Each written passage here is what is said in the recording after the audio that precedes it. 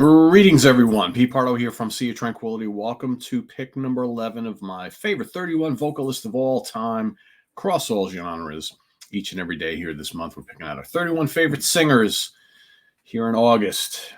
Today for pick number 11. Legendary guy. He was part of a very cool band in the 70s. Then by the middle of the decade, decided to go off solo, and he's been doing that ever since. A lot of fine albums, a lot of fine vocal performances, and early on, just as much a showman as he was a great singer. Let me go bring to the stage none other than Mr. Peter Gabriel. Comes in at number 11 for me. That's right. A flower. Yes, during Genesis and one of his many disguises and costumes and things, he had lots of them. Like I said, early on in Genesis, not only a fine and very unique singer, someone who has been often imitated in the progressive rock world ever since, just as much a great singer as he was a great showman, and really added that theater aspect to the music of Genesis. And then, of course, once leaving Genesis, just became a worldwide phenomenon, right, over the years. And just a fine singer. And like I said, I've always loved him, not just as much for his voice as his just kind of presence, because he adds that kind of like theatricality to the music. And you all know how much I love 70s Genesis, right? So as far as the three albums, I mean, this really kind of was like a no-brainer for me. But I'm going to go with my favorite, one of my three favorites, the Nursery Crime album. You know, you can go, Trespass is really where the legacy and the legend of Peter Gabriel starts, but I think it really comes into full bloom here on this album. Of course, you know, you got the musical box, the Return of the Giant Hogweed. He's so great on that. You know, the Fountain of Salmacis, everything in between, Seven Stones, just so good. I mean, he's just got such even to try to describe how he sings, it's really hard. He's got a very, very unique vocal style. You know, he's not one of those, classically trained singers. He doesn't have an operatic sound. He's not a pure emotional singer. He's not an aggressive singer, although he can be. He's just got this Peter Gabriel thing. Very hard to describe, but it can be lovely at times. Sometimes it can be a little, quirky, witty, and grating, but that's just the whole, not grating to my ears, but I know some people who don't like Peter Gabriel's vocals, right? I mean, I totally get it. He's got a very, very unique style. So we got Nursery Crime. Of course, we got Foxtrot. Got to have Foxtrot, right? Watcher of the Skies. He's so great in that. I mean, Supper's Ready. He's doing all sorts of playing different characters and things in there. You know, Get Him Out by Friday, Can Utility and the Coastliners, just all great stuff. And then I think for me, the album where he really kind of came into his own as a singer with Genesis. I mean, really came into his own with a kind of style that was a little bit more accessible, I guess, because you could say Foxtrot and Nursery Crime, and again, that's the essence of Peter Gabriel. But I think he's still kind of a little bit avant-garde right here. I think on Selling England by the Pound is I think where his voice all of a sudden became a little bit more acceptable to mainstream listeners, right? Outside of progressive rock and the kind of crazy stuff that's going on in those other couple albums. Dancing with the Moonlight Night, I Know What I Like in Your Wardrobe. That's just him doing great storytelling, but doing that quirky British thing, right? So good. Firth of Fifth, he's great on there. The Battle of Epping Forest, Cinema Show, he's gorgeous in that. I mean, this is just a fantastic album.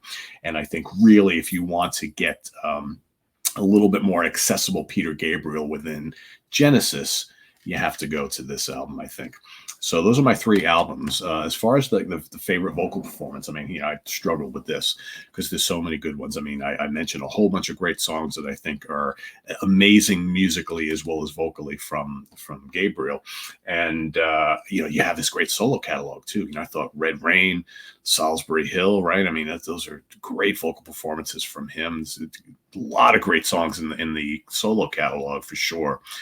But I wanted to go back and pick something from Genesis. So I sat and I looked at all the Genesis albums that Peter appeared on, and one track kind of stood out to me, which I think has some of his most gorgeous vocal harmonies, and just it's one of the more emotional performances, I think, from the catalog. And I'm going to go back to his swan song with the band, The Lamb Lies Down on Broadway.